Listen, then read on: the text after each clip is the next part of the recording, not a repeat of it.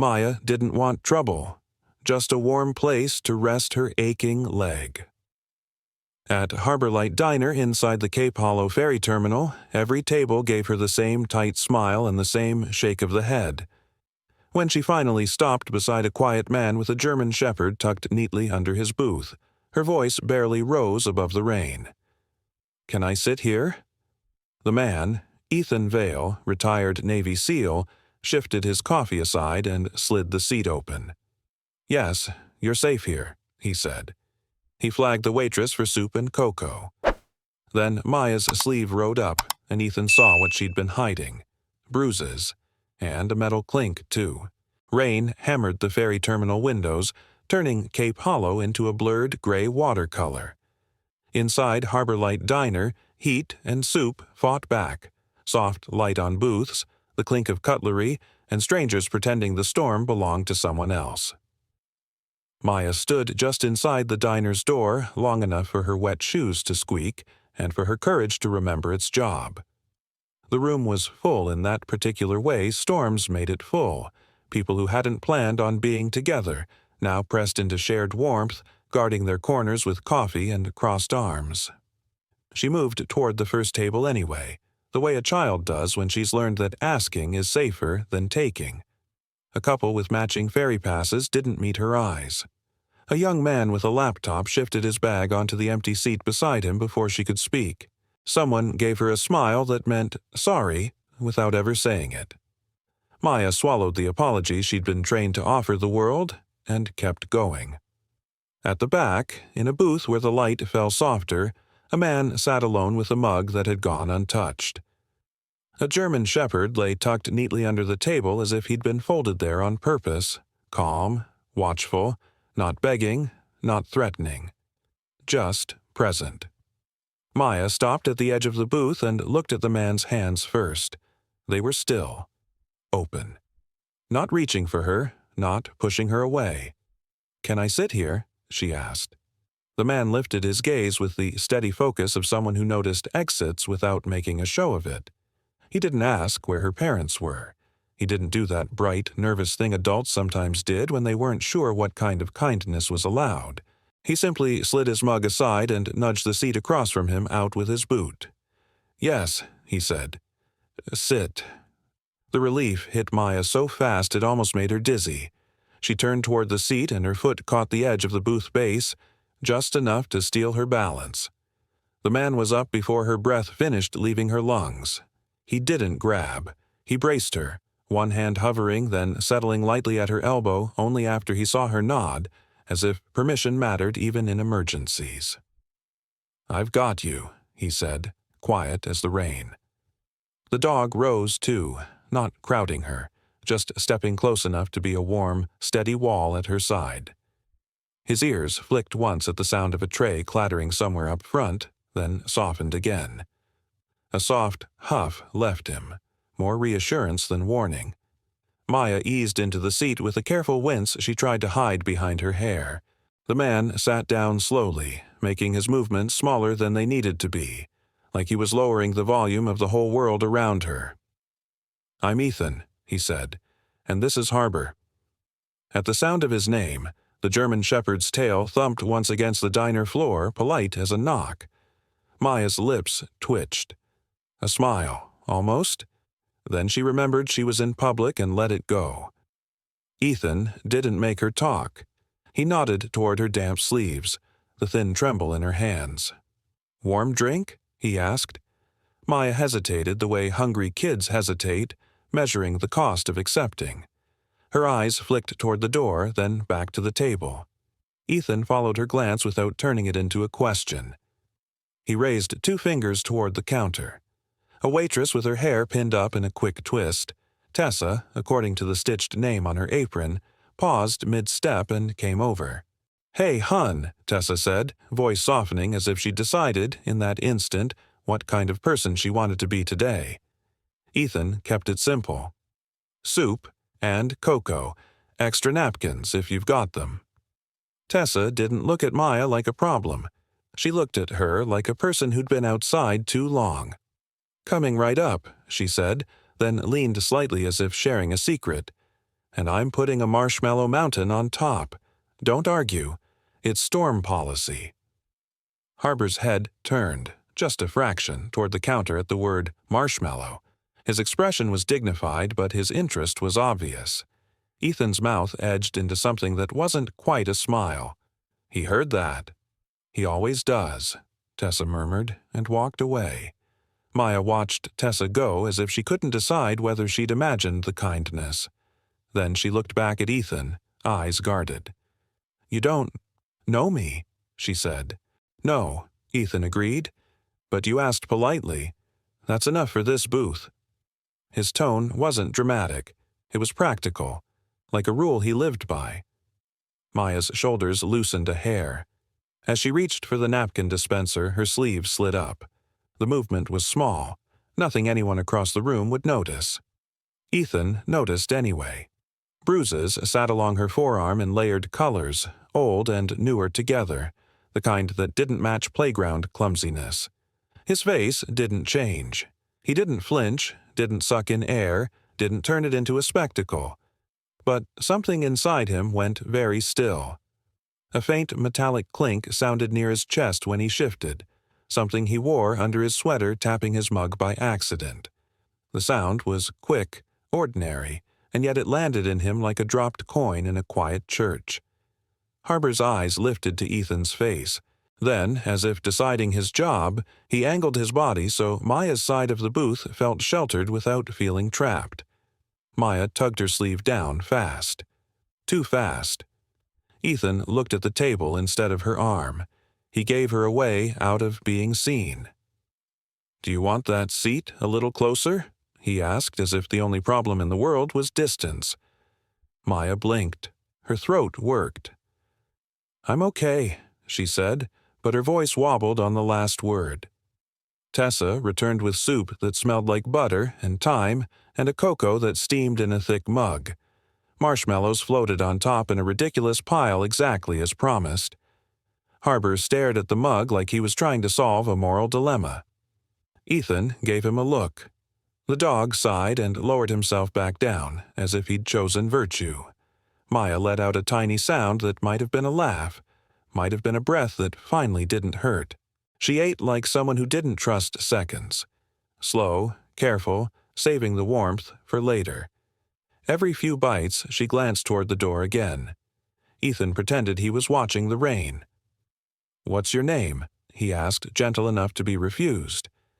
Maya hesitated. "Maya." "Maya?" Ethan repeated like he was placing it somewhere safe. "Storms make people do strange things. If you need a minute, you can take it here." Maya's spoon paused midair. "I can't stay long." Ethan kept his eyes on the table, on the mug, on anything that didn't demand her fear to perform. "Someone waiting?" he asked. Maya's fingers tightened around the spoon until her knuckles paled. She nodded once, too small to be confident. "She checks," Maya whispered. "If I'm late, she checks." Ethan didn't ask who she was. Not yet. He noticed, instead, a folded card peeking from Maya's pocket. Creased, softened by too many fingers. On the edge, boxes were printed in neat rows like a calendar for bodies. Appointments, stamps, proof that healing had happened. Most of the boxes were blank. Ethan's phone vibrated against his thigh, a quiet buzz in the booth's hush. Maya flinched at the sound as if it belonged to her, not him, and Ethan understood in that instant that time wasn't just passing outside in the storm, it was hunting her. The phone's vibration faded under Ethan's palm as he slid it face down beside his cold coffee. A familiar tightness moved through his chest. Quiet, controlled, the kind that didn't announce itself until it had already taken a seat. Without thinking, his fingers brushed the small chain under his sweater, as if touching it could keep the present from slipping. Maya ate 3 more spoonfuls of soup, like she was counting them for safety. She kept her eyes on the bowl, but her attention stayed pinned to the diner door, to the wet footprints that came and went, to every gust that rattled the terminal glass. Harbor stayed low and steady beneath the booth. his body angled so Maya's side of the table felt protected without being blocked. When a chair scraped sharply across tile, Maya flinched. Harbor's ears lifted, then softened. He shifted his weight. Closer, not bigger. Ethan didn't fill the silence with questions. He let the warmth of the booth do some of the work first. "How's your leg holding up?" he asked at last, voice level, like he was asking about the rain. Maya's spoon paused. She shrugged, but it was a practiced shrug, meant to end a topic, not answer it. "It hurts," she admitted after a second, almost annoyed with herself for saying it. Ethan nodded once as if pain was an ordinary fact, not a weakness. "Is it the socket? The strap?" Maya blinked, surprised he had words for it. "It gets tight." "Would it help if we loosened it a little?" Ethan asked. "Only if you want. I won't touch anything without you saying so." That did something to her face, softened it by a fraction. Kids like Maya learned fast what adults took without asking. A man who asked first didn't fit her map of the world. She hesitated, then gave the smallest nod. Ethan moved slowly, keeping his hands visible. He didn't reach for her right away. He pointed first, a gentle question in the air. "Here?" Maya nodded again. As Ethan leaned down, a spoon clinked against a ceramic mug somewhere nearby, bright metal on hard surface. The sound was harmless every day. Still, it cut a thin line through him, sharp enough to wake something old. For an instant, his mind offered up a different room, a different kind of waiting. A clipboard, a signature that didn't come in time, a kid's name he hadn't spoken in years. Ethan inhaled through his nose, slow, controlled, and let the air out even slower. He pressed his thumb against the edge of the prayer card in his pocket, not as a show, not as a performance, just a private anchor. Then he returned to Maya. The strap was pulled too tight, the alignment subtly wrong. Not the quick mistake of a child fiddling with it. More like something that hadn't been cared for, left to hurt because hurting was easier than helping. Ethan loosened it a notch and watched Maya's shoulders drop in immediate relief. "Better?" he asked. Maya swallowed. "Yeah." Harbor's nose nudged lightly against Maya's knee, as if confirming it was allowed to feel better. Maya's hand hovered, uncertain, then settled into the thick fur behind his ear. Harbor leaned into her touch with the calm confidence of a dog who understood his job. Ethan straightened, keeping his expression neutral. Inside, his instincts were already arranging facts into a pattern. "You're not trembling as much now," he said, keeping it gentle. Maya's eyes flicked up, then down. "I get cold?" "It's warm in here," Ethan replied, not correcting her, just offering a different truth. "Sometimes our bodies keep shaking even after we're safe." Safe. The words sat between them like a cup you didn't lift until you trusted the hands that poured it. Maya took a careful sip of cocoa. The marshmallows left a white ring on her upper lip. She wiped it quickly with her sleeve, then froze, remembering. Her sleeve slid, just enough for the bruises to flash again. Ethan didn't look at her arm. He looked at her face. "You don't have to explain anything to me," he said, "but if somebody's hurting you, you don't deserve it." Maya's grip tightened in Harbor's fur. "I'm not supposed to talk about home," she whispered. Ethan nodded once as if she'd just told him about a rule in a board game. "Okay." That simple okay surprised her more than a dozen promises would have. No pushback, no lecture, no, "but you have to." Just a door left open. Ethan glanced at the folded appointment card peeking from her pocket, the one he'd noticed in Chapter 1. "Is that for therapy?" Maya's eyes darted to it like it might betray her. She pulled it out reluctantly and laid it on the table, one corner pinned under her finger. "Physical therapy. Seaside orthotics and rehab. Neat boxes in rows, dates printed along the top, most of them blank. Ethan didn't ask why they were blank. Not yet. He slid the card back toward her so she didn't feel exposed. "You did a good job keeping it," he said. Maya's mouth opened, then shut. She looked confused by praise that wasn't a trap. Ethan's phone vibrated again. Maya's whole body reacted, stiffening as if the buzz had touched her skin. Her eyes locked on the device like it was a siren. Ethan's gaze sharpened, not at her, but at the pattern. "Does your guardian call a lot?" he asked, careful with the word. Maya's lips pressed together. She didn't answer. Couldn't. That was answer enough. Ethan turned his phone slightly away from her view and hit silence. He didn't decline. He didn't accept. He just removed the sound from the room, the way you'd close a window against wind. He signaled Tessa with a small lift of his hand. She came over, wiping her palms on her apron. Her eyes went to Maya first, then to Ethan, reading the tight control in his posture without him saying a word. "Everything okay over here?" she asked, voice bright but careful. Ethan kept it simple. "Can we sit a little longer? The storm's not letting up." Tessa glanced at the rain like she was checking the truth of it, and nodded. "You can sit, as long as you need." Then, lower, with that same secret-sharing tone, "If you want, I can put you in the back corner by the staff hallway. Quieter." Maya's eyes widened at the idea of moving. Moving meant being seen. Being seen meant being found. Ethan spoke gently. "We don't have to move, but if it feels better, we can." Maya looked down at Harbor. The dog gazed back, steady as a lamp in a window. After a moment, she nodded once. Ethan stood first, not looming, not rushed, and let Maya set the pace as she rose. Harbor stood with her, matching her slow, uneven rhythm without pulling ahead. As they crossed the diner, a customer's keys jingled near the counter, another bright metallic sound. Ethan felt that inner flinch again, smaller this time, like a muscle remembering. He breathed through it and kept his steps calm. He wasn't overseas. He wasn't back there. He was here.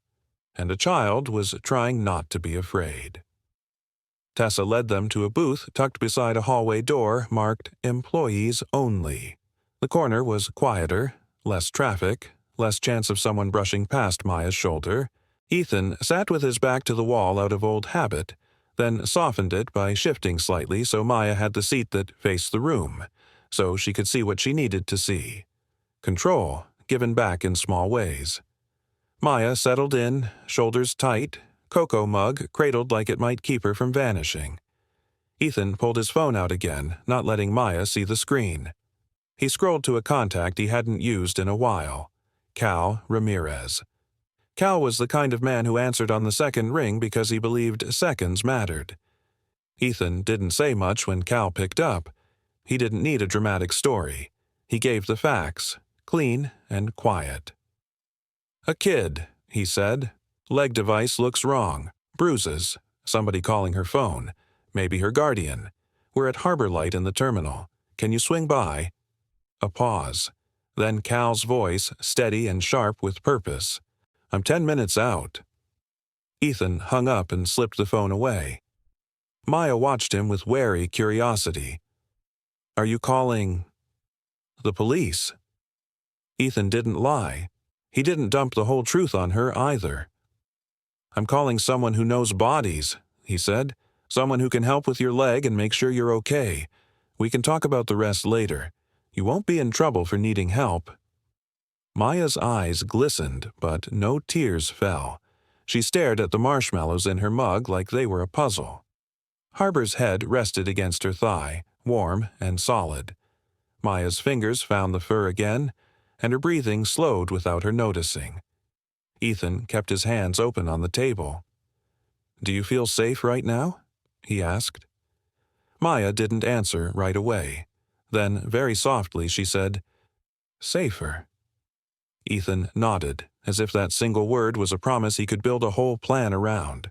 Tessa returned a moment later with a fresh napkin stack, setting it down quietly. She leaned in, voice low enough that only Ethan would hear. "There's a woman at the terminal desk," she whispered, "asking if we've seen a little girl. She said the girl ran off. She looks mad." Ethan didn't look toward the front. He didn't move fast. He didn't do anything that would turn fear into panic. He simply placed his palm gently on the edge of the table, an anchor where Maya could see it. And he said, in the same calm voice he'd used for soup and cocoa, "Okay, then we're going to be very careful about our next step." The woman at the terminal desk kept asking questions, and the diner's warmth suddenly felt thin as paper. Ethan felt his old instincts line up, quiet, efficient, while his heart stayed stubbornly tender for the small girl in front of him. He slid Maya's cocoa a few inches closer and said softly, "Sip. Just keep sipping." Maya obeyed like it was a rule that might save her. Harbor didn't move much, but his attention sharpened. He angled his body so his broadside faced the aisle, as if the diner itself had shifted and he'd decided to hold it steady. Maya's fingers stayed in his fur, not gripping now, just resting like a hand on a railing. Tessa hovered near the booth, pretending to wipe the same clean section of table again and again. She kept her face pleasant, her movements ordinary, but her eyes flicked toward the front windows and back. "Do you want me to tell her we haven't seen anyone?" Tessa whispered. Ethan shook his head once. "Not yet. Just keep her talking if she comes in. Ask questions. Be slow." Tessa's chin lifted with a kind of quiet pride. "Slow is my specialty."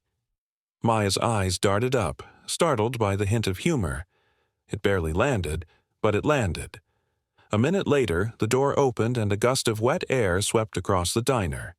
A man stepped in, shoulders damp, scanning the room with EMT quickness. Cal Ramirez had the look of someone who'd carried too many stretchers and learned not to waste words. He didn't stride straight over. He moved like a person who wanted to look normal, like he'd simply stopped in for soup. He slid into the booth beside Ethan without announcing himself. Harbor's gaze flicked up, recognized him, and relaxed. Cal's eyes went first to Maya's face, then to her hands, then to the way she sat as if she were trying to take up no space at all. "Hey," Cal said gently. "I'm Cal. Ethan said you might let me look at your leg if that's okay." Maya looked to Ethan like she was checking the rules. Ethan kept his voice steady. "You're in charge of your body, Maya. If you don't want it, you say no." Maya swallowed. The power of that simple sentence seemed to confuse her more than anything else in the diner. Then she nodded, small, careful. Cal didn't reach for her right away. He asked where it hurt. He waited for her to point. He explained what he was doing before he did it, like her comfort mattered as much as his assessment. When he finally leaned down, he did it slowly and he kept his hands gentle. "This strap's too tight," Cal murmured, more to Ethan than to Maya. "And the alignment's off. See the redness here? That's friction. That's not one bad day. That's weeks." Maya's chin dipped. "I'm supposed to get used to it," she whispered. Cal's mouth tightened for a brief moment before he smoothed his expression again. "Bodies don't get used to pain like that. They just get quieter about it." Ethan watched Maya's face, not the device. He could see how much she was used to being disbelieved. Cal straightened. "Do you have your paperwork?" he asked, tone light. "Any appointment card?" Maya hesitated, then fished the folded therapy card from her pocket and placed it on the table like a confession. Her finger pinned one corner again as if the paper might run away. Cal scanned it. His eyes narrowed slightly at the pattern of blank boxes. "You've been going?" he asked softly. Maya's shoulders lifted and fell. "Sometimes." Ethan didn't push. He leaned back a fraction, giving her room to breathe. The diner door opened again, this time with a smaller gust and a softer step. An older woman came in, shaking rain from a light coat. She paused, gaze taking in the room with the practiced awareness of someone who'd spent years reading people in public places. Her hair was silver and neatly pinned, and she carried a tote that looked like it held more than groceries, more like a whole life of being prepared. June Ellison didn't look like the kind of woman who asked permission from storms. She moved toward the counter, ordered tea, and then, only then, her eyes landed on Maya. June froze, just for a moment. Not dramatic, not loud, just the stillness of recognition. Maya saw her and went rigid. Ethan noticed the shift. He didn't like sudden fear. June approached slowly, hands visible, voice as gentle as a quilt. "Hello, sweetheart," she said as if speaking to a child at a library. "I'm June. We met once, didn't we? At the community center, on that day you came in when your ride was late." Maya's lips parted, but no words came. Her hand tightened in Harbor's fur. June didn't step closer. She stopped a respectful distance away and looked at Ethan, not to take control, but to offer information. "I volunteer over there," June said quietly. "I remember faces, especially kids who sit like they're trying not to be noticed." Ethan's gaze sharpened, not unkindly. "You saw her with someone?" June's eyes flicked to Maya, then back. "A woman. Told me she was the girl's aunt. She wasn't patient." Maya's breath hitched. June's voice softened even more. "Honey, you don't have to talk if you don't want to. I just wanted you to know. I'm glad you're warm." Maya stared at June's teacup as if it might burn a hole through the table. Then, in a whisper, she said, "She doesn't like me going places." June nodded once as if that confirmed something she'd already suspected. Cal cleared his throat gently. "June, do you know anything about this rehab clinic? Seaside Orthotics?"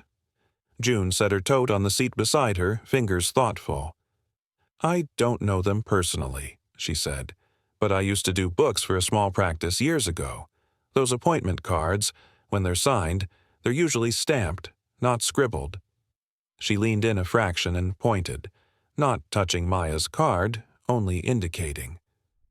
"This signature here," June said softly, "looks traced, like someone copied it more than once." Maya's eyes darted to the mark and away again. Ethan's jaw tightened behind his calm. He kept his voice even. "Maya, who signs these?" Maya swallowed hard. "She does. She says it proves I went." Her voice thinned to almost nothing. "But sometimes we don't." Ethan didn't react outwardly, but inside him the pattern clicked louder. He remembered the way Maya had said, "She checks." He remembered the way she'd flinched at a phone vibration like it was a hand raised. He remembered those blank boxes. June looked at Maya with something like sorrow that had learned how to behave itself. "Sweetheart," she said, "you deserve care that doesn't hurt." Harbor shifted, placing his weight more firmly against Maya's shin. The contact was steadying, not possessive. Maya's fingers slid along his fur in a slow stroke that looked, for a moment, like the first time she'd ever been allowed to comfort herself. Tessa returned to the booth, breath slightly short. "She's coming this way," she whispered. "The woman at the desk. She asked if anyone's seen a girl with a brace. She's looking in here now." Maya's face drained of color so fast Ethan felt it in his own chest. Ethan didn't spring up. He didn't pull Maya around. He didn't say, "Hide." He did what he'd learned to do when fear wanted to stampede. He made the next step small and clear. "Okay," he said softly, keeping his tone the same as when he'd ordered soup. "Maya, look at me." Maya's eyes lifted, trembling. "You're not in trouble," Ethan said. "You're not going anywhere alone. Do you understand?" A tear gathered at the corner of Maya's eye and stayed there like it couldn't decide if it was allowed to fall. She nodded once.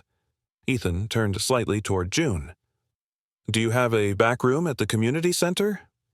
June didn't hesitate. "I have keys and a generator and a little office with a door that locks from the inside. It's nothing fancy, but it's quiet." Cal leaned forward, voice low. "And if this woman is her guardian, she'll try to control the narrative. We need to be careful, Ethan." Ethan's thumb pressed briefly against the prayer card in his pocket. Not a plea, a reminder. He looked at Maya again. "We're going to stand up," he said. "We're going to walk with June, and Harbor will stay right by you. We're not running. We're not making a scene." Maya's breath came in shallow pulls. Then she whispered, "She'll be mad." Ethan's answer came without heat, without bravado, just certainty. "Let her be mad," he said. "Mad doesn't get to touch you." At the front of the diner, the bell over the door chimed, bright, unavoidable, and Ethan, June, Cal, Harbor, and Maya all moved at once, not fast, not frantic, just in the quiet, deliberate way people move when they've decided a child matters more than anyone's comfort. They slipped out of Harbor Light Diner through the staff hallway, not because Ethan wanted to hide Maya, but because he refused to turn her fear into a public performance. The decision settled in his chest like a weight he'd chosen to carry. He placed his hand briefly on the doorframe as they stepped through, a small grounding touch, then followed June into the narrow corridor. The back hall smelled like dish soap and damp wool. Tessa had wedged a mop bucket near the entrance as if it belonged there, and she stood in front of it with the calm, immovable posture of someone who could stop a freight train using customer service voice alone. "If anyone asks," Tessa murmured, not looking at Maya, "I'm going to have a lot of questions about their soup order." June gave Tessa a grateful look that said, "I see you." Then she turned to Maya with the gentleness of someone who didn't need to be loud to be firm. "Sweetheart, stay close to me," June said. "We're going to my place for a minute. It's warm, and it has a bathroom that doesn't judge anyone." Maya's mouth twitched. The smallest almost smile again, as if humor was a language she used to speak but hadn't practiced lately. Harbor pressed his shoulder lightly against Maya's leg. Steady, guiding. Maya's fingers found his fur like it was a handrail. They reached a metal service door that opened into the ferry terminal's side passage. Rain hissed against the building. The wind shoved at the seams like it wanted inside. June pulled out a ring of keys that looked like it could unlock half the town. "Don't ask me why there are so many," she whispered to Ethan. "I stopped asking myself 10 years ago." Ethan's eyes flicked to the terminal through the glass. People clustered near the ticket counters, the fluorescent lights buzzing with that uneasy flicker that meant the grid was struggling. Then the power cut. Not all at once. First a stutter, then a dimming, then the final surrender. The terminal fell into a murky gray broken only by emergency strips along the floor and the pale glow of phone screens. Maya froze, breath catching high in her throat. Darkness wasn't just darkness for kids like her. It was the space where footsteps came without warning. Ethan lowered his voice until it matched the hush. "Hey," he said, "you're with us." Cal clicked on a small pen light and angled it toward the floor, not into Maya's face. June found her own flashlight with the practiced ease of a woman who prepared for storms the way others prepared for dinner parties. Harbor didn't panic. He simply stood, ears forward, body calm, and looked down the passage as if deciding where the safest line was. When June opened the door, Harbor went first, quiet pause on wet concrete, then paused to glance back, waiting until Maya moved. Maya stepped, careful with her uneven rhythm. The emergency strip lights painted her shoes and the lower edges of coats in thin green lines. The wind drove rain sideways into the passage, cold enough to make her shoulders creep up toward her ears. June draped her scarf around Maya without asking, then softened her tone. "Borrowed," she said. "Temporary. You can keep it until you forget you're wearing it." Maya nodded, swallowing hard. Ahead, the terminal murmured with confusion. Someone raised their voice near the desk. The sound carried sharper in the dark. "That's her," Maya whispered, barely audible. Ethan didn't need to see the woman to feel the shift in the air, like a room bracing. He angled his body so Maya stayed behind the line of his shoulder, not hidden, just buffered. "Eyes on me," he said softly. "We're going to walk like we belong here." Cal moved to Maya's other side with the unspoken teamwork of people who'd carried strangers through bad moments. June led, keys clenched in her fist. Harbor stayed close enough that Maya's thigh brushed his shoulder with each step. They moved along the side corridor toward the exit that led to June's community center a block away. In the darkness, the terminal felt longer than it should have. Every echo multiplied. A flashlight beam swept across the wall ahead, terminal security, trying to manage the blackout. The guard's voice was firm, but not cruel. "Ma'am, everyone needs to stay inside until we get the generator." A woman's voice cut through, smooth at first, then sharp. "I don't care about your generator. My niece ran off. She's disabled. She can't be alone." Maya's fingers clenched in Harbor's fur so hard her knuckles whitened.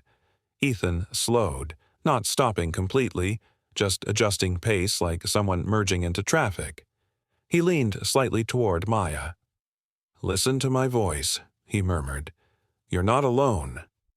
June lifted her flashlight and angled it down as they approached the guard, making her face visible in a non-threatening way. "Officer," June called, brisk but friendly. "It's June Ellison from the community center. I've got keys and a generator there. We can shelter folks if the terminal needs to thin out." The guard's shoulders lowered a fraction, relief disguised as professionalism. "Ms. Ellison, thank God. We're trying to keep everyone calm."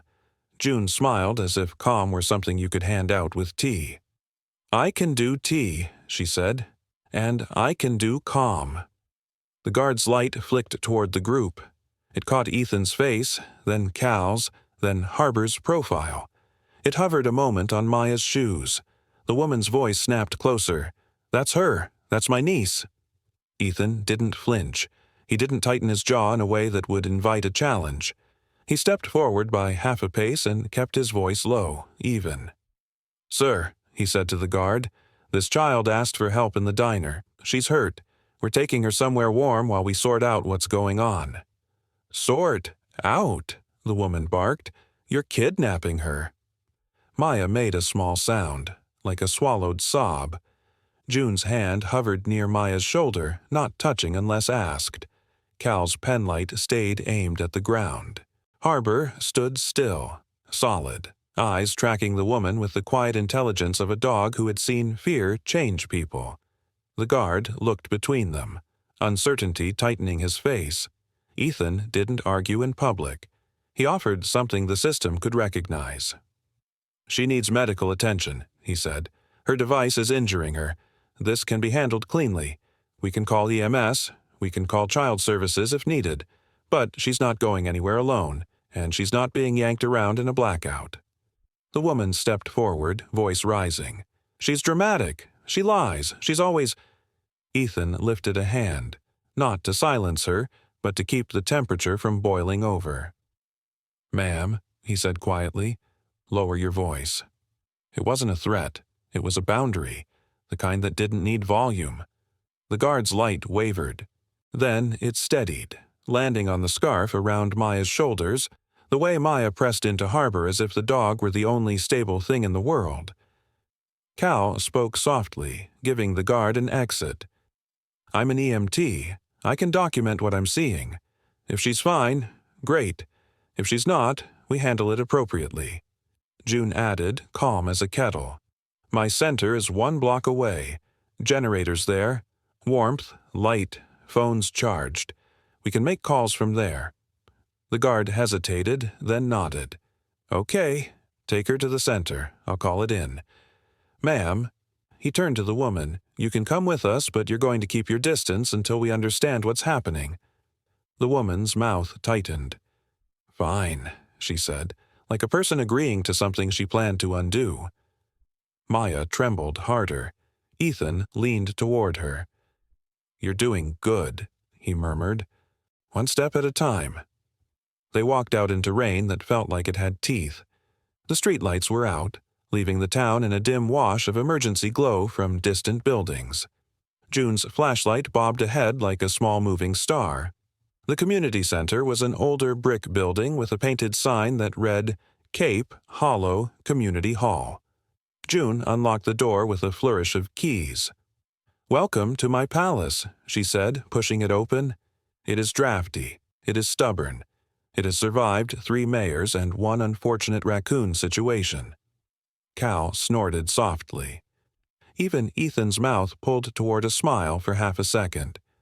Inside, June led them down a hallway and into a small office with a couch, a desk, and a cabinet that smelled faintly of peppermint. She clicked on a battery lantern, then crossed to a metal box on the wall. The generator coughed, then rumbled to life. Lights flickered on. Warm, imperfect, but enough. Heat hissed through the vents like the building had been holding its breath. Maya sagged in relief, so sudden she nearly folded. Ethan caught her elbow, only after she nodded again, and guided her to the couch. Harbor immediately positioned himself along the edge of the couch, not on top of her, not in her face, just there, a living boundary with a heartbeat. June poured water into an electric kettle that looked like it had seen war and survived. "Tea?" she offered, then glanced at Maya. "Or cocoa, if we want to keep our storm policy consistent." Maya's voice was barely a whisper. "Cocoa." "Cocoa it is," June said decisively, as if cocoa were a legal right. Ethan stayed standing for a moment, eyes scanning the hallway, listening to rain, listening to the building. Old habits. But he softened his posture when he saw Maya watching him, checking if he would leave. He sat down on the chair opposite the couch instead, placing himself where she could see him without having to turn her head. Cal knelt again, careful with his hands. "Can I check that redness once more?" he asked. Maya nodded, then surprised herself by adding, "Please." That single word landed in the room like something holy, not because it was dramatic, but because it was trust. June returned with cocoa in a mismatched mug and handed it to Maya with both hands, like a small ceremony. "You know," she said lightly, "this building has hosted potlucks, bingo nights, and 1 very ambitious line dancing class. If it can survive line dancing, it can survive this storm." Maya gave a tiny, involuntary breath that might have been a laugh. Outside the office door, footsteps approached. The guard's voice murmured in the hallway, on a radio, trying to coordinate. The woman's voice threaded through it, frustrated and clipped. Ethan kept his tone low. "Maya," he said, "I'm going to ask you something, and you only answer if you want." Maya stared into her cocoa, marshmallow melting into a soft, white cloud. Ethan went on gently. "What happens if you're late?" Maya's throat worked. "She checks my phone," she whispered. "She counts." "Counts what?" Cal asked softly, not pushing, just offering a place to set the words. Maya's hands tightened on the mug. "Hours," she said, "and money." Ethan felt the old bitter taste of systems and numbers, of people turning care into math. He kept his voice steady. "What kind of money?" he asked. Maya swallowed, eyes shining. "She says if I don't pass the evaluation, the money gets cut," she whispered. "And then, it'll be my fault." In the hallway, the woman's voice rose again, impatient, demanding, like a storm that wanted inside. Ethan's fingers brushed the prayer card in his pocket, not for show, just to stay rooted. Then he met Maya's eyes. "Nothing about this is your fault," he said quietly. And somewhere in the building, a phone began to ring, insistent, repeating, like someone who didn't intend to stop calling until the door opened. The phone kept ringing until it felt like part of the storm itself, threaded into the generator's low rumble. Ethan's stomach tightened, not with fear, but with the knowledge that this was about to become paperwork and people and time.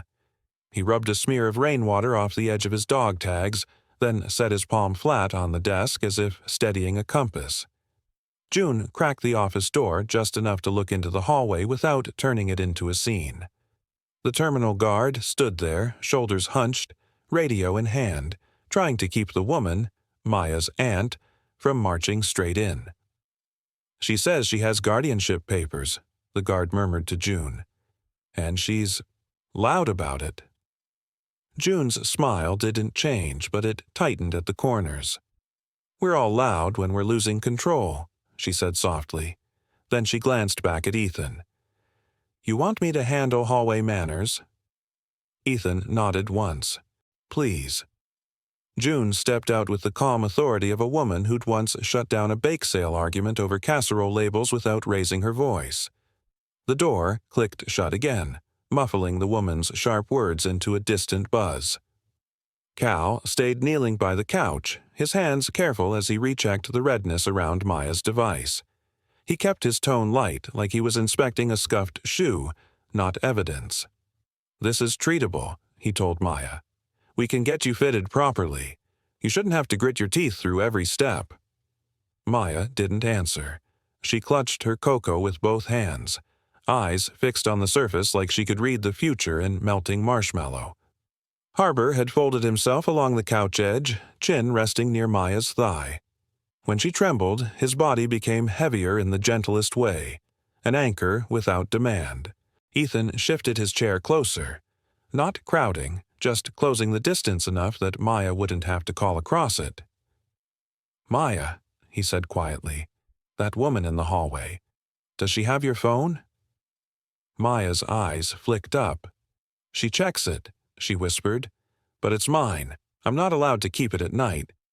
Ethan nodded, filing the detail away with the blank therapy boxes and the bruises she'd tried to hide. "Okay. Do you have any papers? Anything with your name?" Maya hesitated, then slowly reached into her jacket pocket again. Her fingers pulled out the folded therapy card. And something else. A thin envelope, damp and wrinkled, like it had been crumpled and uncrumpled a dozen times. She didn't hand it over right away. She held it against her chest, protective. Ethan didn't reach. "You don't have to show me," he said. "But you can, if you want." Maya's throat worked. Then she slid the envelope onto the desk like a bird setting down a fragile egg. On the front, in printed letters softened by water spots, it read, "State Benefits Office, Appointment Notice." Cal's gaze sharpened. June's earlier words echoed in Ethan's head. She counts. Hours. Money. Ethan opened the envelope slowly, keeping his movements visible as if speed could scare Maya back into silence. Inside was a notice with dates and times, and language that tried to sound neutral while doing something sharp. Eligibility review. Functional assessment. Representative payee verification. At the bottom, a line noted missed appointments and risk of benefit interruption. Ethan didn't read it aloud. He didn't make Maya listen to official words that had likely been used to threaten her. Instead, he asked, "Do you know what this is?" Maya's voice came out thin. "She says if I don't do it right, we lose the money." "Do it right," Cal repeated softly, like the phrase tasted wrong. Maya nodded quickly as if agreeing would make it less dangerous. "She says I have to look, like I still need help." Ethan's jaw set behind his calm. "What does that mean?" Maya's eyes filled and she blinked hard, stubbornly refusing the release of tears. "She gets mad when I—" She swallowed. "When I do things by myself." Cal sat back on his heels, controlled but clearly angry on Maya's behalf. "So she wants you to stay in pain." Maya didn't confirm it directly. She didn't have to. Her silence was shaped like a yes. Ethan looked down at the therapy card again. The stamped place, the neat boxes, the traced-looking signature June had pointed out. A new detail clicked into place. The appointment notice listed a clinic date that didn't match the card's next signed box. Someone had been filling in a story. Ethan slid the notice back into the envelope and folded it carefully, not as a tactic, but as a way to treat Maya's life like it deserved order. "Maya," he said, "does she get paid for taking care of you?" Maya's gaze darted toward the door. "She says it's her job," she whispered. "She writes down hours. If I'm too independent, they'll cut it." Ethan exhaled slowly, through his nose. He'd seen this kind of math before, systems that turned care into checkboxes and people who learned how to game them. Not everyone did, but some did, and kids paid the price. The office phone rang again, harsh, insistent. June's voice floated from the hallway, calm and firm. "Ma'am, you can speak with the officer. You cannot storm into this office. No, you may not point at anyone." The woman's reply came sharp enough to slice. "That's my niece. She's confused. Those men are manipulating her."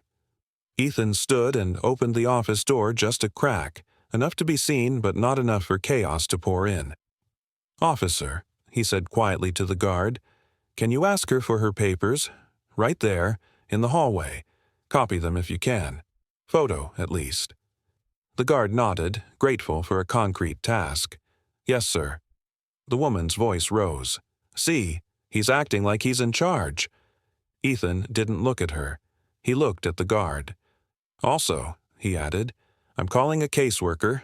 I want this handled clean." He closed the door again. Cal lifted his eyebrows. "You know one?" June answered from where she stood half-guarding the hallway like a librarian at the edge of a rowdy book club. "I do," she called. "Nina Park. She's on the emergency rotation tonight. She drinks her coffee like it's a weapon, and she hates paperwork games." Ethan pulled his phone out, found the number June texted him, and stepped to the far side of the room so Maya wouldn't have to hear the whole conversation. The prayer card in his pocket bent under his thumb as he waited for the call to connect. When Nina answered, her voice was alert, all business wrapped around fatigue. "Park." "Ms. Park," Ethan said, "my name is Ethan Vale. I'm at the Cape Hollow Community Center with a child named Maya. There's a guardian in the hallway claiming custody. The child has injuries consistent with neglect and possible coercion around benefits eligibility. An EMT is here. A terminal officer is here. We need guidance." A pause, brief, focused. "Is the child safe right now?" "Yes." "Is the alleged guardian separated from the child?" "Yes." "Good," Nina said. "Do not let them be alone together. Do not hand the child over in a hallway. I'm opening a case and I'm calling the on-call supervisor. Can you keep the child somewhere secure until morning?" Ethan's gaze went to Maya. Small, curled slightly inward, Harbor pressed close like a warm wall. The generator hummed. Rain ticked the window. In the hallway, a woman demanded control with every breath. "Yes," Ethan said, "we can keep her here." Nina's voice softened by half a degree. "Do you have any relationship to the child?" "No." "Would you be willing to be emergency placement temporarily?" Nina asked. "It's not adoption. It's not permanent. It's a bridge, so she's not bounced into a facility tonight." Ethan's chest tightened as if a hand closed around something old. A memory tried to surface. Bright lights, a clipboard, a signature line he'd been told wasn't necessary. A kid with a backpack too big for his shoulders being led back to a door that shouldn't have reopened. Ethan had stood aside then. He'd told himself he was following procedure. He'd told himself someone else would do the brave part. The next day, he'd learned how wrong someone else could be. His fingers pressed hard against the prayer card until the paper bit into his skin. Nina waited. She didn't rush the silence. She let the wait be seen. Cal watched Ethan from across the room, reading the shift in his face without needing the story. Ethan looked at Maya again. She was stroking Harbor's fur in slow, rhythmic passes like she was teaching her own body how to settle. Ethan returned to the call. His voice stayed calm, but it carried a new kind of decision. "Yes," he said. "I'll do it." Nina exhaled once. Relief, professional and human. "Okay, I'm emailing you a form. It's a short declaration for emergency kinship placement. You'll sign, the officer can witness, and the EMT's note will support medical necessity. I'll be there in person at first light." Ethan ended the call and slipped the phone away. Cal stood and moved closer, keeping his voice low. "You sure?" Ethan nodded once. "I'm not doing that thing where I wait for a system to be brave." Cal's expression softened. "Then I'm with you." Ethan walked back to Maya and crouched so his face was level with hers. Not towering, not pitying. "Maya," he said gently, "I talked to someone whose job is to protect kids. She's coming, but tonight I need to ask you a question." Maya's eyes went wide, fear flickering. "Am I in trouble?" "No," Ethan said immediately. "You're not in trouble. This question is about what you want." He made sure his hands stayed open on his knees. "Do you want to go back with her tonight?" Maya's lips parted. Her breath hitched. She looked toward the door, toward the hallway where the woman's voice still pressed and demanded. Then she looked at Harbor. The dog's eyes were steady, dark, and gentle. He didn't tell her what to do. He simply stayed. Maya shook her head, small at first, then firmer. "No," she whispered. Ethan nodded, as if that answer had been the only one that mattered. "Okay, then you won't." The hallway erupted with a new burst of anger. June's voice stayed calm over it. The guard's radio crackled, and somewhere a printer in June's office clicked to life as Nina's email came through. Ethan rose, pulled the form up on June's computer, and read it once, slowly, carefully, like every word was a step he couldn't take back. He didn't dramatize it. He didn't make a speech. He signed. When the guard stepped in to witness, his eyes widened slightly at the seriousness of what Ethan had done. "This means—" "It means she's not going back tonight," Ethan said quietly. "It means she sleeps somewhere safe." The guard nodded, and for the first time since the blackout began, his shoulders dropped. "Okay," he said. "Okay, I can work with that." In the hallway, the woman's voice sharpened into something close to panic. "You can't do this. She's mine," June's reply floated in, steady as a kettle on a stove. "Children aren't property, ma'am." Maya flinched at the shout that followed. Ethan didn't let the fear spread. He pulled a blanket from June's cabinet and handed it to Maya without fuss. Harbor shifted to make room, and Maya tucked the blanket around herself like she'd been cold for years. Ethan sat back down, where she could see him. Outside, the rain kept tapping the windows like impatient fingers. Inside, the air changed. Not safe forever, not solved, but steadier. The kind of steadiness you could build on. And in the quiet space between the storm and the shouting, Ethan understood the real cost of his signature. Not money, not reputation, not even sleep. It was staying. By morning, the storm had softened into a steady, apologetic drizzle, but the building still held the night's tension in its corners. Ethan had barely slept, just a few minutes at a time in a chair that squeaked whenever he shifted. He felt the familiar pull to stand watch, to earn safety through vigilance.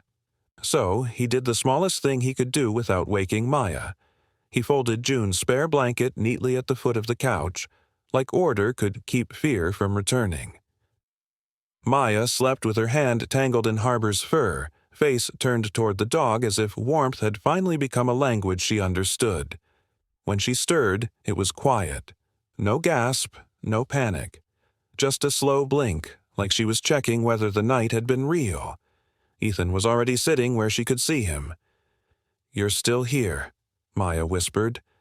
"I'm still here," Ethan said. He didn't add anything grand.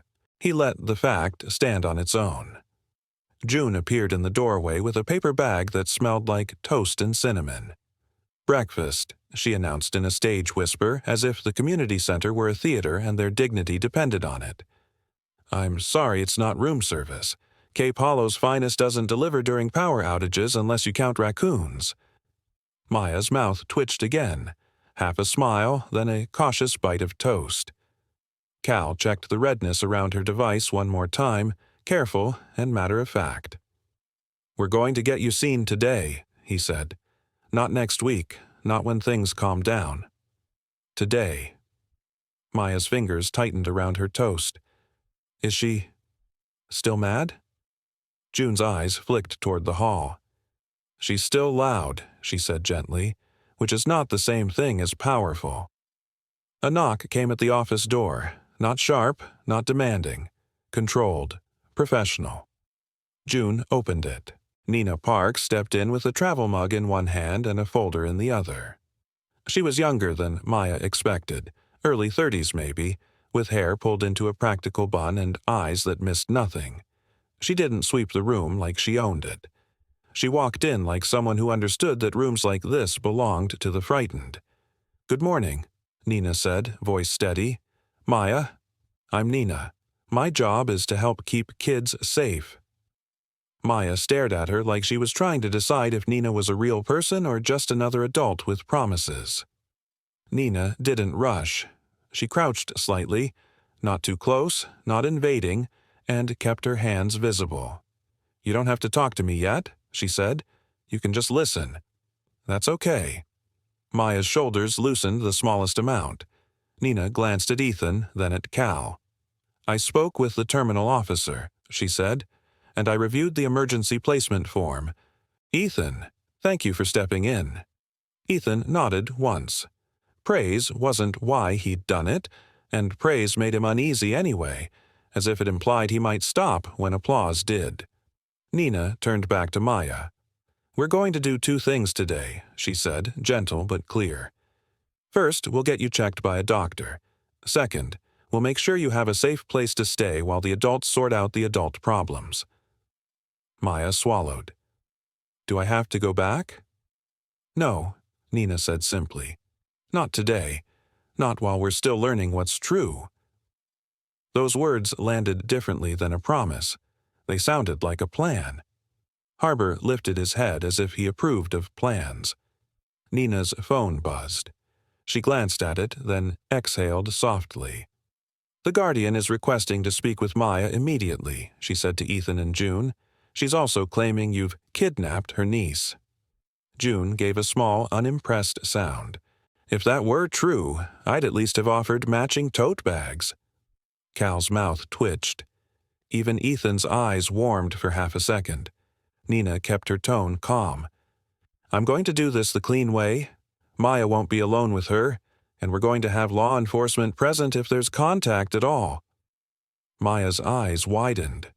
"Police?" Ethan leaned forward slightly, lowering his voice. "No sirens," he said. "No big scene. Just people whose job is to keep boundaries." Maya nodded, though fear still flickered through her like a draft.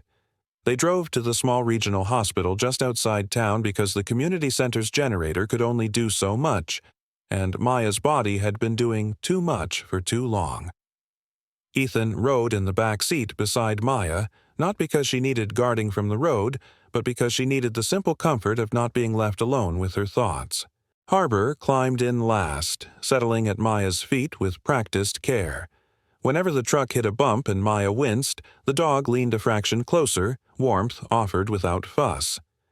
At the hospital, the air smelled like disinfectant and coffee that had been reheated more than once. Nina handled the intake desk with efficiency that didn't harden her voice. Cal walked beside them, an extra set of credentials in case anyone tried to minimize what they were seeing. Ethan kept his hands open, his posture quiet. He didn't want Maya to feel like she'd traded one kind of control for another. A nurse led them to an exam room painted a cheerful blue that looked like it had been chosen by someone who believed colors could heal. Maya perched on the edge of the bed, stiff as a board. A doctor came in. Dr. Evelyn Hart, mid-40s, hair tucked under a cap, eyes kind in a way that felt practiced and real. She didn't begin by touching. She began by asking. "Hi, Maya," Dr. Hart said, pulling up a stool so she was eye level. "I'm Evelyn. I'm going to check how your leg is doing and how you are doing. You tell me if anything feels scary. We go at your speed, okay?" Maya stared at her, then looked at Ethan like she was checking for hidden traps. Ethan nodded once. "Your speed," he echoed. Dr. Hart examined carefully, narrating every step, asking permission before each touch. She noted the irritated skin, the pressure sores, the alignment that had forced Maya's body to compensate for months. When she saw the fit, her mouth tightened, not with shock, but with professional anger held under control. "This is too small," Dr. Hart said quietly. "Not a little, enough to cause real damage." Maya's voice was tiny. I thought it was supposed to hurt. Dr. Hart's gaze softened. No, sweetheart. Healing can be uncomfortable, but care shouldn't be cruel. Cal stood near the wall, arms crossed loosely, eyes steady. He wasn't there to intimidate anyone. He was there to make sure the truth didn't get shrugged away. Dr. Hart documented everything. Measurements, photos, notes about healing stages, not for drama, for protection. Nina stepped out briefly to take a call, returning with a folder held tighter. Detective is on her way, she told Ethan. Someone who works with family cases. Calm temperament. Ethan nodded. Good. Maya's shoulders went rigid again. Ethan leaned closer, voice low. You're not being interrogated, he said. You're being listened to. It wasn't a perfect reassurance, but it was honest. The detective arrived. Lila Brooks, late 30s, plain coat, simple notebook. She didn't come in like a storm. She came in like someone bringing a blanket. Hi, Maya, Lila said. I'm Lila. I'm not here to make you relive your worst day. I'm here to make sure your next days can be better. Maya blinked fast. Lila set her notebook on her lap and didn't open it right away. First question is easy, she said. Do you feel safe with Ethan and Harbor right now? Maya glanced at Harbor, who stared back solemnly as if taking an oath. Then she looked at Ethan. Yes, Maya whispered. Lila nodded, and only then did she write a single line. Okay, she said. That matters. The second question came gently, like a hand offered rather than a door kicked in. Is there anything you're afraid will happen if you tell the truth? Maya's breath hitched. She stared at the floor. Ethan didn't fill the silence. He didn't rescue her with words. He let her have time, real time, not the rushed kind adults offered. Finally, Maya whispered, She says if I talk, I'll be taken away and nobody will want me. Leela's eyes softened, but her voice stayed steady. That's not true, she said, and I'm sorry someone said it to you. Nina stepped closer. Maya, you're not a burden, she said. You're a kid. You deserve care. The word deserve made Maya flinch like it was too big a gift. Dr. Hart returned with a referral plan.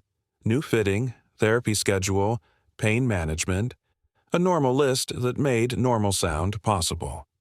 Then the hospital door down the hall opened harder than it needed to. Voices rose, sharp, familiar, insistent. Maya's whole body tensed, eyes widening as if her skin had learned to recognize danger before her mind did.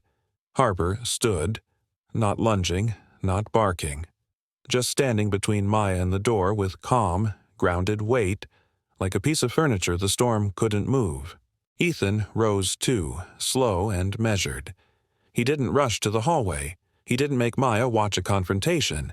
He simply stepped into the line of sight and said softly, You're okay.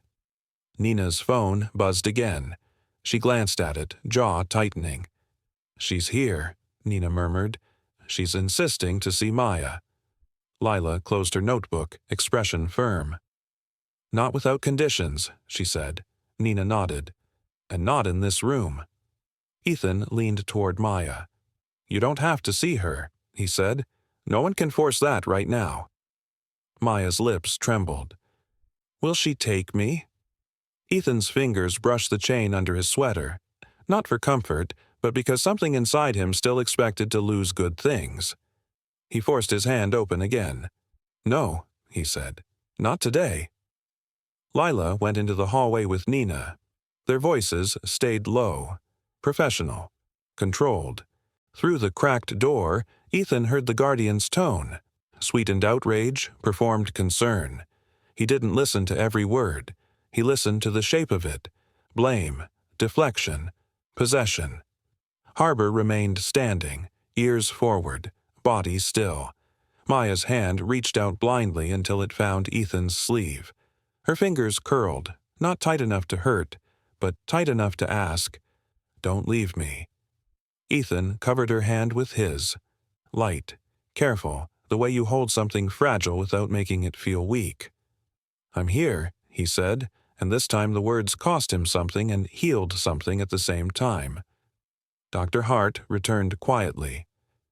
"If she's causing disruption," she said to Ethan, "security can escort her out." Ethan nodded. "Do it, if you need to." Maya looked up. "You're not scared of her?" Ethan paused. He could have lied with something heroic. Instead, he told the truth in the gentlest way. "I'm not scared of her," he said. "I'm scared of people not doing the right thing. But today, we are." Maya's eyes shimmered. A tear finally slipped down her cheek, slow and quiet. Ethan didn't wipe it. He didn't tell her not to cry. He let it exist because tears were sometimes the body's way of letting go of a job it shouldn't have had to do. In the hallway, the guardian's voice rose, then cut off sharply. A firm, authoritative voice replaced it. Security, calm and final. The door clicked. The air in the room changed as if someone had opened a window. Maya exhaled a breath she'd been holding for years. Nina came back in, cheeks slightly flushed but voice steady. "She's been asked to leave," she said. "There will be a formal process. She can't just claim you in a hallway." Maya stared at Nina, disbelief and relief braided together. Lila returned behind her. "Maya," she said gently, "you did something brave today. Not loud brave, real brave." Maya looked down at Harbor, who had sat again, mission accomplished. She stroked his fur once, slow, then she whispered, "I didn't run." Ethan felt something tight in his chest loosen in a way that startled him. He hadn't realized how much of his own life had been shaped by running, from memories, from regret, from the ache of the one time he'd waited. Cal caught Ethan's gaze across the room. No words, just a shared understanding. Later, while Dr. Hart stepped out to finalize orders and Nina handled forms, Ethan stood alone for a moment near the small hospital chapel, a simple room with a wooden cross and a row of chairs that creaked when you sat. He didn't go in to be dramatic. He went in because the quiet there felt honest. He sat, elbows on his knees, prayer card in his palm. He didn't ask God for thunder. He asked for steadiness, for the courage to keep choosing the right thing tomorrow, too. Behind him, footsteps approached, Cal moving softly. "You okay?" Cal asked. Ethan stared at the prayer card a moment longer. "I keep thinking about a kid I didn't stay for," he admitted, voice low. One sentence, no details, enough truth to set down. Cal didn't pry. He just sat beside him. "You're staying now?" he said. Ethan swallowed hard. The kind of hard that wasn't about tears, but about letting yourself be forgiven. In the exam room, Maya was drowsy from exhaustion and warmth and the shock of being believed. Nina tucked the folder under her arm and lowered her voice. "Emergency hearing is scheduled," Nina said to Ethan. "Tomorrow morning. The judge may ask Maya where she feels safest." Ethan nodded once. "She'll have what she needs." Harbor shifted and rested his chin near Maya's hand. Maya's fingers curled around the dog's fur like it was a promise she could hold. Outside, the drizzle tapped the window gently now. No longer a threat, just weather. And for the first time, the future didn't feel like something chasing her. It felt like something waiting, quietly, for a door to open. The emergency hearing ended without fanfare. No gavel thunder, no cinematic speech, just a judge with tired eyes signing a temporary order that mattered more than any storm. Ethan walked Maya out of the courthouse with Harbor at their side, the three of them moving carefully as if the air itself could bruise. In the truck, Ethan handed Maya a clean paper calendar and said, "We'll make the next week simple. Like simplicity was a place you could live. For the first few days, simple meant a borrowed routine. June's spare bedroom became Maya's. Just for now, June insisted, because this house has hosted lost casseroles and lost men and lost faith, and it always finds them again." Ethan slept in June's recliner the first night anyway, boots off, posture still half guarding the hallway. He didn't do it to look noble. He did it because leaving a child alone with silence felt like abandonment, wearing a new outfit. Harbor took up position at the bedroom threshold like it was a post assigned. He didn't block the doorway. He simply filled it. Warm, steady, breathing. Maya woke twice that first night. Not fully, more like her body had learned to check for danger the way other bodies checked for dawn. Each time she found Harbor's solid shape and Ethan's shadowy presence in the chair, and her breathing eased back down. In the morning, Nina Park arrived with a folder thick enough to qualify as furniture. She sat at June's kitchen table and spoke with the plain, careful honesty that didn't make promises it couldn't keep. "Temporary placement is approved," Nina said. "That means Maya stays with you, Ethan, while we investigate. It also means you have responsibilities, appointments, school coordination, boundaries, records." Ethan nodded once, like he'd just been handed a mission briefing. Maya stared at Nina's folder as if paper could take her away. Nina lowered her voice. "Maya, this part is important," she said. "No one can punish you for telling the truth. If you feel scared, you tell Ethan, you tell June, you tell me. You don't have to carry it alone." Maya didn't answer, but she looked at Ethan. That was how she spoke right now, with glances that asked questions her mouth didn't trust. Ethan kept his hands open on the table. "We'll do it one step at a time," he said. "You're not behind." Cal drove Maya to the hospital's orthotics clinic that afternoon. Ethan sat in the waiting room with Harbor's leash looped loosely around his wrist, watching the clock like it could betray them. He wasn't afraid of doctors. He was afraid of doors that closed. Dr. Hart didn't close any doors. She introduced them to a specialist who explained sockets and alignment and growth spurts like Maya's body was worth understanding. The new device fitting took time. It was careful work, the kind that asked for patience instead of toughness. When Maya flinched, the specialist stopped. "When you say stop," she told Maya gently, "we stop." Maya stared at her, startled by that kind of power. "Stop," Maya tested, barely above a whisper. They stopped. Maya's eyes widened. A small sound escaped her, almost a laugh, almost a sob. Then she tried again, more certain. "Stop." They stopped again. Ethan looked away for a moment, throat tight. It wasn't the pause that got him. It was the fact that someone listened. On the drive back, Maya rested her head against the seat, exhausted in a new way. Not the drained exhaustion of fear, but the soft exhaustion of being handled with care. Harbor leaned his head forward between the seats, checking her. Maya lifted her hand and patted his muzzle once, clumsy and gentle. "Good boy," she whispered. Harbor's tail thumped, restrained but proud. Days became weeks. The rain turned to a chill wind, then to pale sun that didn't quite warm the sidewalks, then to the first stubborn buds on the trees outside June's window. The world changed in small ways, quiet evidence that time could move forward without dragging pain behind it. Ethan found a modest rental house closer to the clinic and school. Nothing impressive, just a small place with a yard and a porch light that worked when you needed it. June insisted on helping him move because men will carry a couch like it's a trophy and forget the box labeled spoons. Tessa showed up with 2 paper bags of soup and bread and announced, "I'm not helping you move furniture. I am helping you not starve while you pretend you're fine." Cal arrived with a toolbox and fixed the porch step that sagged. "Now, no one dies dramatically on day 1, he said.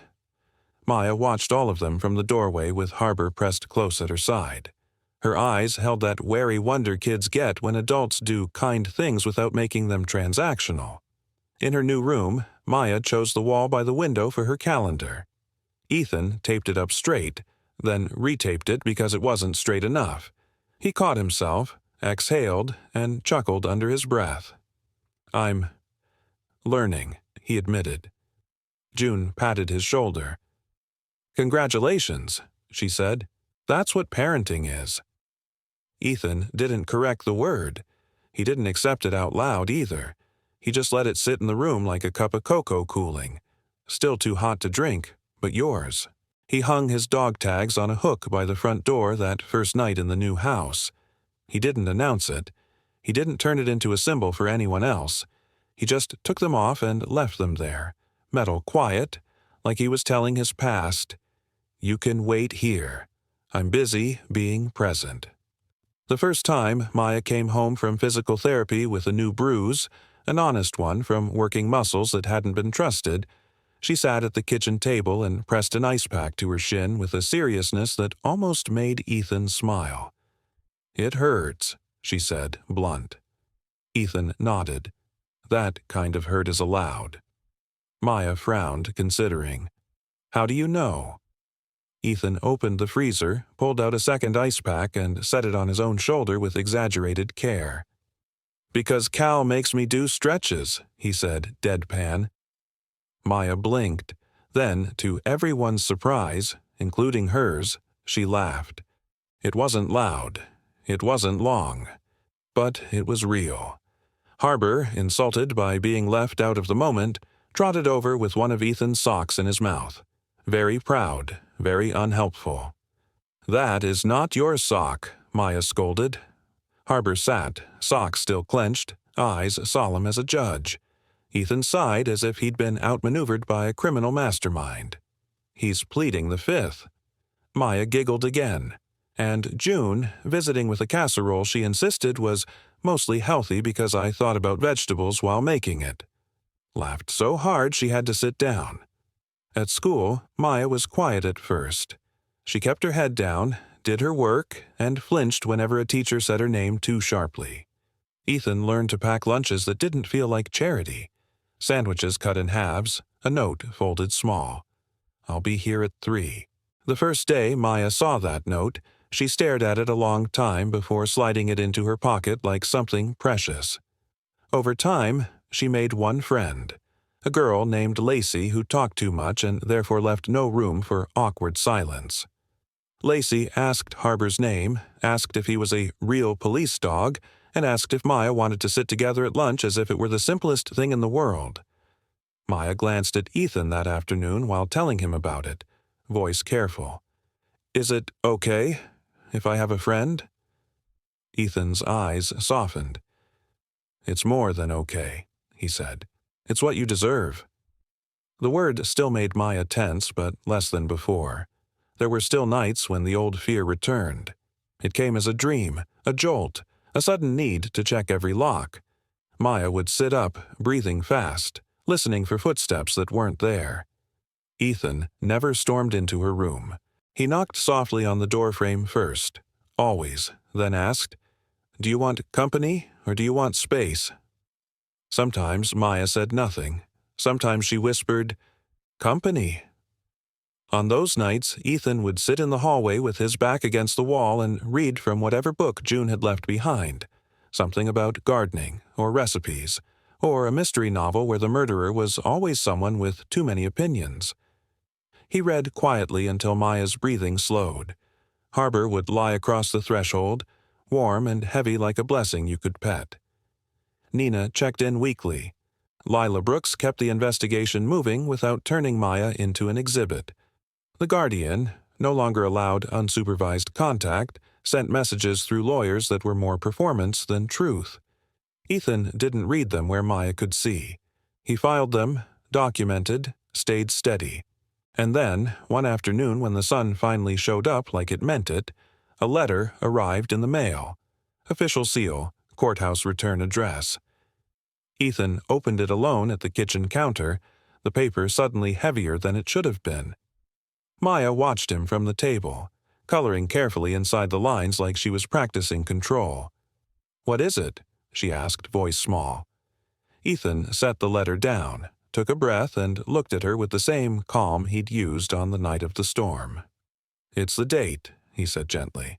"The final hearing." Maya's fingers tightened around her crayon. Harbor lifted his head and walked over, pressing his shoulder against Maya's knee as if reminding her she didn't have to stand in that courtroom alone. The morning of the final hearing arrived with a sky that couldn't decide what it wanted to be. The clouds hung low, but the rain held back, as if even the weather was trying to give them a clean path. Ethan brewed coffee he didn't drink and toasted bread he barely tasted, moving around the kitchen like he was following a checklist written on his bones. Maya sat at the table in a simple cardigan June had insisted was court-appropriate, and also soft enough not to feel like a costume. Her new device fit cleanly now. She still walked carefully, but the carefulness came from learning, not from pain. Harbor lay near her feet, eyes open, ears flicking at every sound. Not anxious. Ready. Ethan knelt in front of Maya's chair to tie her shoelace, fingers steady. He didn't do it because she couldn't. He did it because small kindnesses were how you told someone, "You matter," without forcing them to answer. Maya watched his hands. "Do I have to talk?" she asked. Ethan looked up.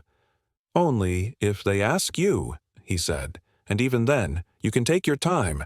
Nobody gets to rush you." Maya swallowed, then nodded once. June appeared at the doorway with her purse and a face that said she'd already argued with the universe this morning and won. "All right," she declared. "We are going to court. We are going to be polite, and if anyone tries to twist words, I will stare at them until they remember their manners." Cal pulled up outside, honking once, short and friendly, not impatient. Nina Park met them at the courthouse steps, folder tucked under her arm, hair pinned back like she'd woken up prepared to defend a child with grammar and statutes. "Morning," Nina said. Then she crouched slightly to Maya's height. "How are you feeling?" Maya's voice was barely there. "Like my stomach is doing flips." Nina nodded. "That's normal. We'll go slow." Inside, the courthouse smelled like old paper and polished wood. People moved softly, voices lowered by habit. Ethan's footsteps sounded too loud to his own ears, but he kept his pace even.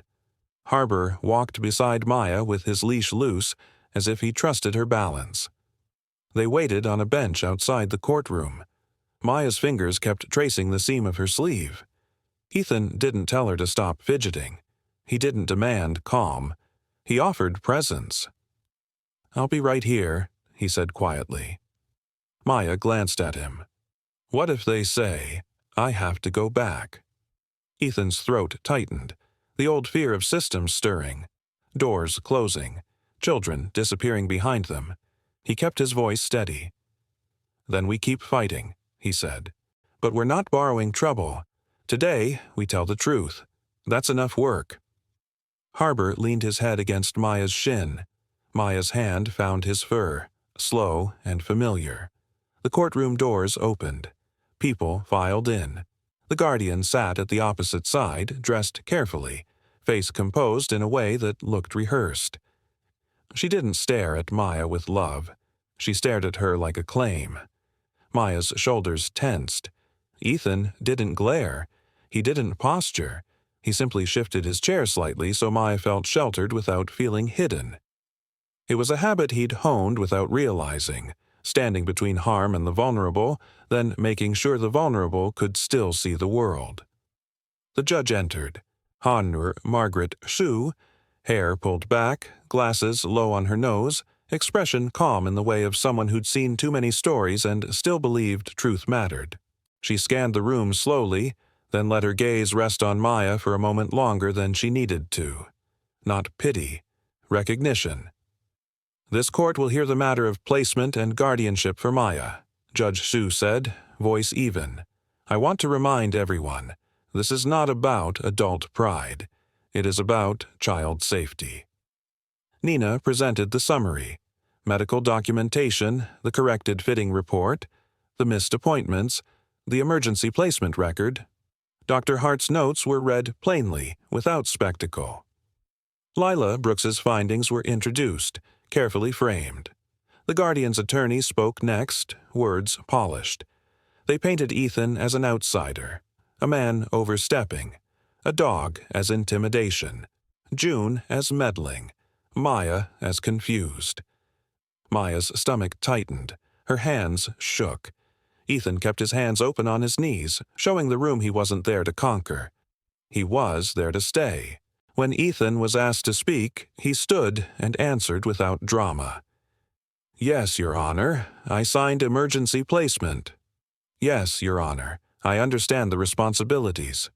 "No, Your Honor, I did not remove her to punish anyone. I removed her to keep her safe." His voice did not rise. He did not say, "hero." He did not say, "rescue." He said what was true, and then he sat down again.